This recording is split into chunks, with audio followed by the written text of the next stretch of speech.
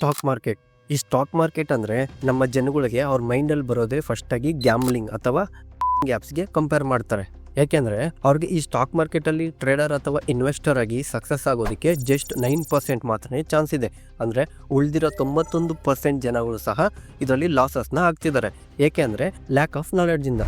ಅವ್ರಿಗೆ ಟ್ರೇಡಿಂಗ್ ಅಥವಾ ಇನ್ವೆಸ್ಟ್ಮೆಂಟ್ನ ಬಗ್ಗೆ ಪ್ರಾಪರ್ ನಾಲೆಡ್ಜ್ ಇರೋದಿಲ್ಲ.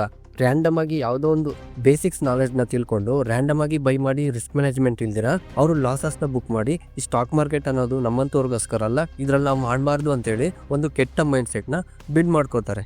ಇನ್ನು ನಮ್ಮ ಇಂಡಿಯನ್ ಮಾರ್ಕೆಟಲ್ಲಿ ಎಷ್ಟು ದುಡ್ಡಿದೆ ಅನ್ನೋದೇ ಆದರೆ ಪ್ರೆಸೆಂಟ್ ನಮ್ಮ ಇಂಡಿಯನ್ ಮಾರ್ಕೆಟ್ನ ಕ್ಯಾಪಿಟಲೈಸೇಷನ್ ಬಂದು $5.3 ಟ್ರಿಲಿಯನ್ ಆಗಿದೆ.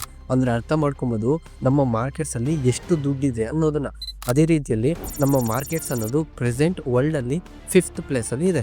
ಆದರೂ ಸಹ ಪ್ರೆಸೆಂಟ್ ಇಂಡಿಯಾದಲ್ಲಿ ಜಸ್ಟ್ 9.5% ಜನಗಳು ಮಾತ್ರನೇ ಟ್ರೇಡಿಂಗ್ನ ಮಾಡ್ತಿದ್ದಾರೆ ಅಥವಾ ಇನ್ವೆಸ್ಟ್ನ ಮಾಡ್ತಿದ್ದಾರೆ. ಏಕೆ ಅಂದರೆ ಉಳಿದಿರುವಂತಹ ತುಂಬ ಜನಗಳಿಗೆ ಅವ್ರಿಗೆ ಸ್ಟಾಕ್ ಮಾರ್ಕೆಟ್ ಅಂತ ಗೊತ್ತಿದ್ರೂ ಸಹ ಅವರು ಟ್ರೇಡಿಂಗ್ ಅಥವಾ ಇನ್ವೆಸ್ಟ್ಮೆಂಟ್ನ ಮಾಡೋದಿಲ್ಲ. ಏಕೆಂದರೆ ಅವ್ರು ಅನ್ಕೊತಾರೆ ಈ ಸ್ಟಾಕ್ ಮಾರ್ಕೆಟ್ ಅಥವಾ ಈ ಟ್ರೇಡಿಂಗ್ ಅನ್ನೋದು ನಮ್ಮಂಥವ್ರಿಗೋಸ್ಕರ ಅಲ್ಲ, ಇದು ದುಡ್ಡಿರೋರಿಗೋಸ್ಕರ ಮಾತ್ರನೇ ಅಂತ.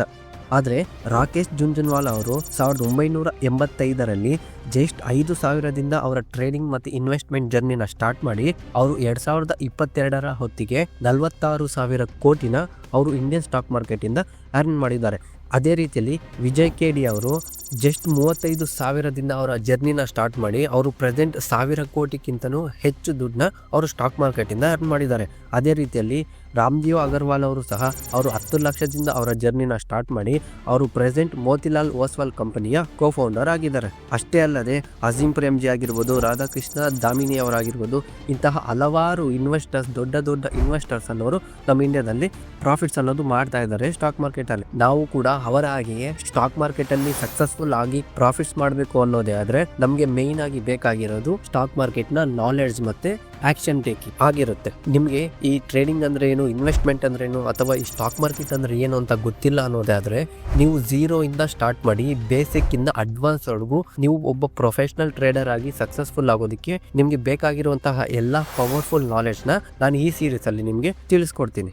ಇನ್ನು ಈ ಸ್ಟಾಕ್ ಮಾರ್ಕೆಟ್ ಅಂದ್ರೆ ಏನು, ಇದು ಹೇಗೆ ವರ್ಕ್ ಆಗುತ್ತೆ, ಅದೇ ರೀತಿಯಲ್ಲಿ ಟ್ರೇಡಿಂಗ್ ಅಂದ್ರೆ ಏನು ಮತ್ತೆ ಇನ್ವೆಸ್ಟ್ಮೆಂಟ್ ಅಂದ್ರೆ ಏನು ಅನ್ನೋದ್ರ ಬಗ್ಗೆ ನಾನು ಈ ವಿಡಿಯೋದಲ್ಲಿ ತಿಳಿಸ್ಕೊಡ್ತೀನಿ. ಇನ್ನು ಸ್ಟಾಕ್ ಮಾರ್ಕೆಟ್ ಅಂದ್ರೆ ಏನು ಅಂತ ನೋಡೋದಾದ್ರೆ, ಈಗ ಅನ್ಕೊಳ್ಳಿ ಒಬ್ಬ ಎ ಅನ್ನೋ ಪರ್ಸನ್ ಅವನು XYZ ಅನ್ನೋ ಕಂಪ್ನಿನ ರನ್ ಮಾಡ್ತಿದ್ದಾನೆ. ಆ ಕಂಪ್ನಿ ಅನ್ನೋದು ಪ್ರೆಸೆಂಟ್ ಸಕ್ಸಸ್ಫುಲ್ ಆಗಿ ರನ್ ಆಗಿ ಒಳ್ಳೆ ಪ್ರಾಫಿಟ್ಸ್ ನ ಮಾಡ್ತಾ ಇದೆ. ಈಗ ಅವನು ಅದೇ ಕಂಪ್ನಿನ ಎಕ್ಸ್ಪೆಂಡ್ ಮಾಡಿ ಡಿಫ್ರೆಂಟ್ ಪ್ಲೇಸಸ್ ಅಲ್ಲಿ ಹಲವಾರು ಬ್ರಾಂಚಸ್ನ ಓಪನ್ ಮಾಡ್ಬೇಕಂತ ಅನ್ಕೊಂತಾನೆ. ಇದೆಲ್ಲ ಮಾಡೋದಕ್ಕೆ ಅಂದ್ರೆ ಅವ್ನಿಗೆ ಹತ್ತತ್ರ ಕೋಟಿಗಳ ಗಟ್ಟಲೆ ದುಡ್ಡು ಅನ್ನೋದು ಬೇಕಾಗಿರುತ್ತೆ. ಇಷ್ಟು ದುಡ್ಡನ್ನ ಅವನು ತಗೋಬೇಕಂದ್ರೆ ಅವನಿಗೆ 2 ಆಪ್ಷನ್ ಇರುತ್ತೆ. ಮೊದಲನೇದು ಬಂದು ಬ್ಯಾಂಕಲ್ಲಿ ಲೋನ್ ತಗೊಳ್ಳೋದು. ಇಷ್ಟು ದುಡ್ಡನ್ನು ಬ್ಯಾಂಕಲ್ಲಿ ಅಪ್ರೂವ್ ಮಾಡಿ ಲೋನ್ ಕೊಡೋದು ಚಾನ್ಸಸ್ ತುಂಬ ಕಮ್ಮಿ ಇರುತ್ತೆ. ಒಂದು ವೇಳೆ ಲೋನ್ ಕೊಟ್ಟರು ಸಹ ಆ ಲೋನ್ಗೆ ಪೇ ಮಾಡೋದು EMI ಆಗಲಿ ಇಂಟ್ರೆಸ್ಟ್ ಆಗಲಿ ತುಂಬ ಹೆಚ್ಚಾಗಿ ಇರುತ್ತೆ. ಇದರಿಂದ ಇವ್ರಿಗಿರೋ 2ನೇ ಆಪ್ಷನ್ ಏನು ಅನ್ನೋದಾದರೆ ಅದು ಸ್ಟಾಕ್ ಮಾರ್ಕೆಟಲ್ಲಿ ಅವರ ಕಂಪ್ನಿನ ಲಿಸ್ಟ್ ಮಾಡೋದು. ಅಂದರೆ ಅವನಿಗೆ ಅವನ ಕಂಪ್ನಿನ ಎಕ್ಸ್ಪ್ಯಾಂಡ್ ಮಾಡೋದಕ್ಕೆ 1 ಕೋಟಿ ಬೇಕಾಗಿದೆ ಅಂತ ಅನ್ಕೊಳ್ಳಿ. ಈಗ ಅವನೇನ್ ಮಾಡ್ತಾನೆ, ಅವನು XYZ ಕಂಪ್ನಿನ ಲಕ್ಷ ಭಾಗಗಳಾಗಿ ಶೇರ್ಸ್ ಆಗಿ ಡಿವೈಡ್ ಮಾಡ್ತಾನೆ. ಅದರಲ್ಲಿ ಒಂದೊಂದು ಶೇರ್ನ 100 ರೂಪಾಯಿ ಆಗಿ ಅವನು 1 ಲಕ್ಷ ಶೇರ್ನು ಸಹ ಪಬ್ಲಿಕ್ಗೆ ಮಾರಾಕ್ತಾನೆ. ಅಂದರೆ ಸ್ಟಾಕ್ ಮಾರ್ಕೆಟಲ್ಲಿ ಲಿಸ್ಟ್ ಆಗಿ ಇನ್ವೆಸ್ಟರ್ಸ್ ಅಥವಾ ಟ್ರೇಡರ್ಸ್ಗೆ ಆ ಶೇರ್ಸ್ ಅನ್ನೋದನ್ನ ಮಾರಾಕ್ತಾನೆ. ಇದರಿಂದ ಅವನಿಗೆ ಬೇಕಾಗಿರೋ 1 ಕೋಟಿ ಅನ್ನೋದು ಸಿಗುತ್ತೆ. ಅದೇ ರೀತಿಯಲ್ಲಿ ಯಾವ ರೀತಿಯ ಇಂಟ್ರೆಸ್ಟ್ ಕೂಡ ಕಟ್ಟಬೇಕಾಗಿರೋ ಅವಶ್ಯಕತೆ ಇರೋದಿಲ್ಲ. ಈ ರೀತಿ ಸ್ಟಾಕ್ ಮಾರ್ಕೆಟಲ್ಲಿ ಲಿಸ್ಟ್ ಆಗಿರುವ ಕಂಪನೀಸ್ನ ಶೇರ್ಸ್ನ ನಾವು ಬೈ ಮಾಡಿ ಸೆಲ್ ಮಾಡಿ ಅಥವಾ ಬೈ ಮಾಡಿ ಹೋಲ್ಡ್ ಮಾಡೋದನ್ನ ಟ್ರೇಡಿಂಗ್ ಅಥವಾ ಇನ್ವೆಸ್ಟ್ಮೆಂಟ್ ಅಂತ ಕರೀತಾರೆ. ಪ್ರೆಸೆಂಟ್ ಇಂಡಿಯನ್ ಸ್ಟಾಕ್ ಮಾರ್ಕೆಟಲ್ಲಿ 6,000ಕ್ಕಿಂತ ಹೆಚ್ಚು ಕಂಪ್ನಿಗಳು ಇಂಡಿಯನ್ ಸ್ಟಾಕ್ ಮಾರ್ಕೆಟಲ್ಲಿ ಲಿಸ್ಟ್ ಆಗಿದ್ದಾವೆ. ಇನ್ನು ಇಂಡಿಯನ್ ಸ್ಟಾಕ್ ಮಾರ್ಕೆಟ್ನ ಸೆಬಿ ಅವರು ರೆಗ್ಯುಲೇಟ್ ಮಾಡ್ತಾರೆ. ಅಂದರೆ ಸೆಕ್ಯೂರಿಟಿ ಎಕ್ಸ್ಚೇಂಜ್ ಬೋರ್ಡ್ ಆಫ್ ಇಂಡಿಯಾದವರು ನಮ್ಮ ಇಂಡಿಯನ್ ಸ್ಟಾಕ್ ಮಾರ್ಕೆಟ್ನ ರೆಗ್ಯುಲೇಷನ್ ಮಾಡ್ತಾರೆ. ಈ ಸೆಬಿ ಅವರು ಇಂಡಿಯನ್ ಸ್ಟಾಕ್ ಮಾರ್ಕೆಟಲ್ಲಿ ಲಿಸ್ಟ್ ಆಗಿರುವಂತಹ ಎಲ್ಲ ಕಂಪನಿಗಳು, ಅದೇ ರೀತಿಯಲ್ಲಿ ಎಲ್ಲ ಬ್ರೋಕರ್ಗಳು ಅವರು ನೀಡಿರುವಂತಹ ಗೈಡ್ಲೈನ್ಸಸ್ ಮತ್ತು ರೂಲ್ಸ್ ಆ್ಯಂಡ್ ರೆಗ್ಯುಲೇಷನ್ಸ್ನ ಫಾಲೋ ಮಾಡಬೇಕಾಗಿರುತ್ತೆ. ಒಂದು ವೇಳೆ ಈ ರೂಲ್ಸ್ನ ಮತ್ತು ಗೈಡ್ಲೈನ್ಸಸ್ನ ಅವರೇನಾದರೂ ವೈಲೇಟ್ ಮಾಡೋದಾದರೆ ಅವ್ರ ಮೇಲೆ ಯಾವುದೇ ರೀತಿಯ ಲೀಗಲ್ ಆಕ್ಷನ್ ತಗೊಳ್ಳುವ ಪವರ್ ಅನ್ನೋದು ಈ ಸೆಬಿಗೆ ಇರುತ್ತೆ. ಇನ್ನು ನಮ್ಮ ಇಂಡಿಯನ್ ಸ್ಟಾಕ್ ಮಾರ್ಕೆಟಲ್ಲಿ ಮೇಜರ್ ಆಗಿ 2 ಸ್ಟಾಕ್ ಎಕ್ಸ್ಚೇಂಜಸ್ ಇದಾವೆ. ಅದರಲ್ಲಿ ಮೊದಲನೇದು ಬಂದು NSE ಅಂದರೆ ನ್ಯಾಷನಲ್ ಸ್ಟಾಕ್ ಎಕ್ಸ್ಚೇಂಜ್, ಎರಡನೇದು ಬಂದು BSE ಅಂದರೆ ಬಾಂಬೆ ಸ್ಟಾಕ್ ಎಕ್ಸ್ಚೇಂಜ್. ಇವೆರಡು ಎಕ್ಸ್ಚೇಂಜ್ ಸಹ ಪ್ರೆಸೆಂಟ್ ಇಂಡಿಯಾದಲ್ಲಿ ಮೇಜರ್ ಎಕ್ಸ್ಚೇಂಜಸ್ ಆಗಿದೆ. ಇನ್ನು ಈ NSE ನ್ಯಾಷನಲ್ ಸ್ಟಾಕ್ ಎಕ್ಸ್ಚೇಂಜ್ ಅಂದರೆ ಏನು ಅಂತ ನೋಡೋದಾದರೆ, NSE ಅನ್ನೋದು ಕಂಪನಿಯ ಶೇರ್ಸ್ನ ಬೈ ಮಾಡೋದು ಮತ್ತು ಸೆಲ್ ಮಾಡುವ ಪ್ಲೇಸ್ ಆಗಿದೆ. ಅಂದರೆ ನೀವೇನಾದರೂ ಈಗ ಒಂದು ಕಂಪ್ನಿಯಲ್ಲಿ ಇನ್ವೆಸ್ಟ್ ಮಾಡಿ ಆ ಕಂಪ್ನಿಯ ಶೇರ್ಸ್ನ ತೊಗೋಬೇಕು ಅನ್ನೋದಾದರೆ ನೀವು ಡೈರೆಕ್ಟ್ ಆ ಕಂಪ್ನಿಗೆ ದುಡ್ಡನ್ನು ಕೊಟ್ಟು ಆ ಶೇರ್ಸ್ನ ನೀವು ತೊಗೊಳೋದಕ್ಕೆ ಆಗೋದಿಲ್ಲ. ಈಗ ಅನ್ಕೊಳ್ಳಿ, ನೀವೊಂದು ಕಂಪನಿಯಲ್ಲಿ ಒಂದು ಶೇರ್ನ ಬೈ ಮಾಡ್ಬೇಕಂತ ಅನ್ಕೊಂತಿದ್ದೀರ. ನೀವು ಈ ಆರ್ಡರ್ನ ನಿಮ್ಮ ಬ್ರೋಕರಲ್ಲಿ ಪ್ಲೇಸ್ ಮಾಡೋದಾದ್ರೆ ನಿಮ್ಮ ಬ್ರೋಕರ್ ಅನ್ನೋನು ಈ ಆರ್ಡರ್ನ ನ್ಯಾಷನಲ್ ಎಕ್ಸ್ಚೇಂಜ್ಗೆ ಕೊಡ್ತಾರೆ. ಅವ್ರೇನ್ ಮಾಡ್ತಾರೆ, ಇಂಥ ಒಂದು ಕಂಪನಿಯಲ್ಲಿ ಇಂಥ ಒಂದು ಶೇರ್ನ ಬೈ ಮಾಡಬೇಕು ಅಂತ ನೀವು ಆರ್ಡರ್ ಕೊಟ್ಟಿದ್ರೆ ಸೇಮ್ ಅದೇ ಕಂಪನಿಯಲ್ಲಿ ಸೇಮ್ ಅದೇ ಕ್ವಾಂಟಿಟಿಯಲ್ಲಿ ಆ ಶೇರ್ನ ಸೆಲ್ ಮಾಡ್ತಿರುವಂತಹ ವ್ಯಕ್ತಿಗೆ ಕನೆಕ್ಟ್ ಮಾಡಿ ನಿಮ್ಮ ಟ್ರಾನ್ಸಾಕ್ಷನ್ನ ಕಂಪ್ಲೀಟ್ ಮಾಡಿ ನಿಮ್ಮ ದುಡ್ಡನ್ನ ಅವ್ರಿಗೆ ಹೋಗೋ ಥರ ಅವರು ಮೇಂಟೈನ್ ಮಾಡ್ತಾರೆ.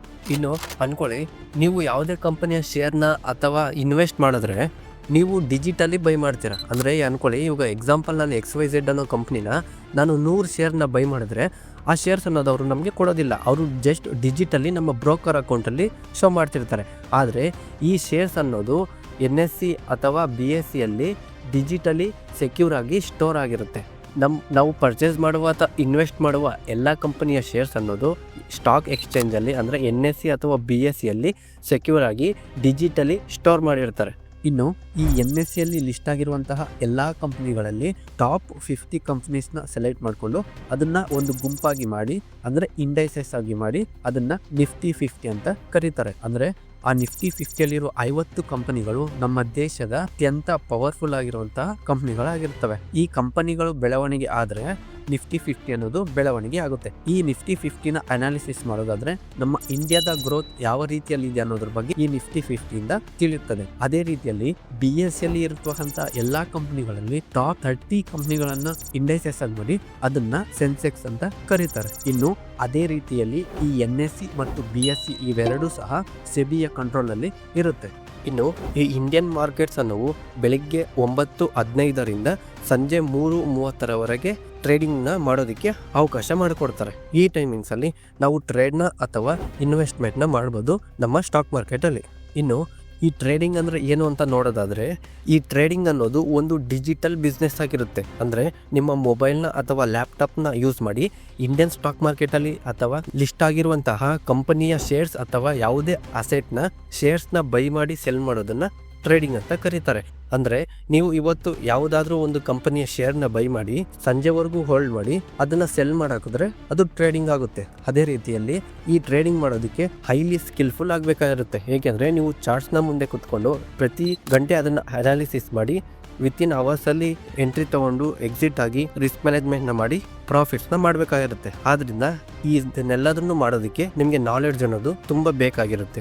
ಅದೇ ರೀತಿಯಲ್ಲಿ ಇನ್ವೆಸ್ಟ್ಮೆಂಟ್ ಅಂತ ಏನು ಅಂದರೆ ನೋಡೋದಾದರೆ, ನೀವು ಯಾವುದಾದ್ರೂ ಒಂದು ಕಂಪನಿಯ ಪ್ರತಿಯೊಂದು ಇನ್ಫಾರ್ಮೇಷನ್ನ ತಿಳ್ಕೊಂಡು, ಅಂದರೆ ಬೇಸಿಕ್ಕಿಂದ ಹಿಡಿದು ಬ್ಯಾಲೆನ್ಸ್ ಶೀಟ್ವರೆಗೂ ಸಹ ಒಂದು ಕಂಪನಿಯನ್ನು ಅನಾಲಿಸಿಸ್ ಮಾಡಿ ಆ ಕಂಪನಿ ಏನಾದರೂ ಫ್ಯೂಚರಲ್ಲಿ ಬೆಳೆದು ಒಂದು ಒಳ್ಳೆ ಪ್ರಾಫಿಟ್ಸ್ನ ಕೊಡುತ್ತೆ ಅಂತ ನಿಮಗೆ ಗೊತ್ತಿರೋದೇ ಆದರೆ ನೀವು ಆ ಕಂಪನಿಯ ಶೇರ್ಸನ್ನು ಬೈ ಮಾಡಿ 5 ವರ್ಷ ಅಥವಾ 10 ವರ್ಷ 1 ವರ್ಷಕ್ಕಿಂತ ಹೆಚ್ಚು ನೀವು ಅದನ್ನು ಹೋಲ್ಡ್ ಮಾಡೋದಾದರೆ ಅದು ಇನ್ವೆಸ್ಟ್ಮೆಂಟ್ ಆಗಿರುತ್ತೆ. ಇನ್ನು ಈ ಟ್ರೇಡಿಂಗಲ್ಲಿ ನಮಗೆ ಪ್ರಾಫಿಟ್ಸ್ ಅನ್ನೋದು ಹೇಗೆ ಬರುತ್ತೆ ಅಂತ ನೋಡೋದಾದರೆ, ಎಕ್ಸಾಂಪಲ್ ಅನ್ಕೊಳ್ಳಿ, ಒಂದು XYZ ಅನ್ನೋ ಕಂಪನಿ ಪ್ರೆಸೆಂಟ್ 100ರಲ್ಲಿ ಟ್ರೇಡ್ ಆಗ್ತಿದೆ. ನಿಮ್ಗಿರೋ ನಾಲೆಜ್ ಪ್ರಕಾರ ನೀವು ಆ ಕಂಪನಿಯ ಚಾರ್ಟ್ಸ್ನ ಅನಾಲಿಸಿಸ್ ಮಾಡಿ ಅದೇನಾದರೂ 105ವರೆಗೂ ಹೋಗುವ ಚಾನ್ಸ್ ಇದೆ ಅಂತ ನಿಮಗೆ ಅನ್ಸಿದ್ರೆ ನೀವು ಇವಾಗ 100ರಲ್ಲಿ ನಿಮ್ಮ ಹತ್ರ ಇರೋ ಕ್ಯಾಪಿಟಲ್ನ ಯೂಸ್ ಮಾಡಿ ನೀವು ಆ ಶೇರ್ನ ಬೈ ಮಾಡ್ತೀರಾ. ನೀವು ಅನ್ಕೊಂಡಿರೋ ಹಾಗೆ ಆ ಶೇರ್ ಪ್ರೈಸ್ ಅನ್ನೋದು 105ಗೆ ಏನಾದರೂ ರೀಚ್ ಆದರೆ ನೀವು ನಿಮ್ಮ ಹತ್ರ ಇರೋ ಶೇರ್ನ ನಿಮ್ಮ ಹತ್ರ ಇರುವ ಆ ಶೇರ್ನ 105ರಲ್ಲಿ ಸೆಲ್ ಮಾಡಿದ್ರೆ ನಿಮಗೆ ಈ 5 ರೂಪಾಯಿ ಅನ್ನೋದು ಪ್ರಾಫಿಟ್ ಆಗಿ ಬರುತ್ತೆ. ಸೇಮ್ ಇದೇ ರೀತಿಯಲ್ಲಿ ಇನ್ವೆಸ್ಟ್ಮೆಂಟ್ ಕೂಡ ಇರುತ್ತೆ. ನೀವು ಕಮ್ಮಿ ಲೋವರ್ ಪ್ರೈಸಸ್ ಅಲ್ಲಿ ಇನ್ವೆಸ್ಟ್ ಮಾಡಿ ಅದು ಹೈಯರ್ ಪ್ರೈಸಸ್ಗೆ ಹೋದ್ಮೇಲೆ ಅಲ್ಲಿ ಸೆಲ್ ಮಾಡೋದಾದ್ರೆ ನಿಮಗೆ ಪ್ರಾಫಿಟ್ಸ್ ಅನ್ನೋದು ಜನರೇಟ್ ಆಗುತ್ತೆ. ಇನ್ನು ಇದಿಷ್ಟು ಸಹ ಇವತ್ತಿನ ವಿಡಿಯೋ ಆಗಿದೆ. ನಾನು ಹೇಳಿರುವಂತಹ ಈ ಎಲ್ಲ ಇನ್ಫಾರ್ಮೇಷನ್ ಅನ್ನೋದು ನಿಮ್ಗೆ ಅರ್ಥ ಆಗಿದೆ ಅಂತ ಅನ್ಕೊತಾ ಇದ್ದೀನಿ.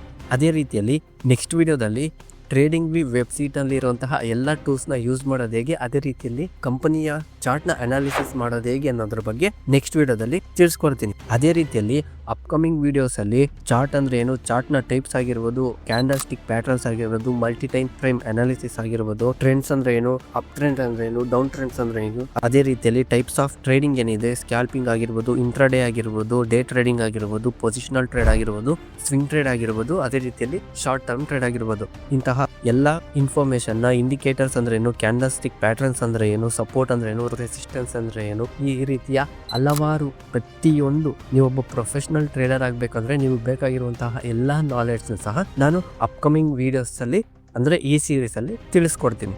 ಈ ಎಲ್ಲ ವೀಡಿಯೋಸ್ನು ಸಹ ನೀವು ಮಿಸ್ ಆಗ್ದಿರಾ ನೋಡಿ ತಿಳ್ಕೊಬೇಕು, ನೀವೊಬ್ಬ ಪ್ರೊಫೆಷ್ನಲ್ ಟ್ರೇಡರ್ ಆಗಬೇಕು ಅನ್ನೋದಾದರೆ ನಮ್ಮ ಚಾನಲ್ನ ತಪ್ಪದೇ ಸಬ್ಸ್ಕ್ರೈಬ್ ಮಾಡಿಕೊಂಡು ನಿಮ್ಮ ಫ್ರೆಂಡ್ಸ್ಗೂ ಸಹ ಈ ವಿಡಿಯೋನ ಶೇರ್ ಮಾಡಿ.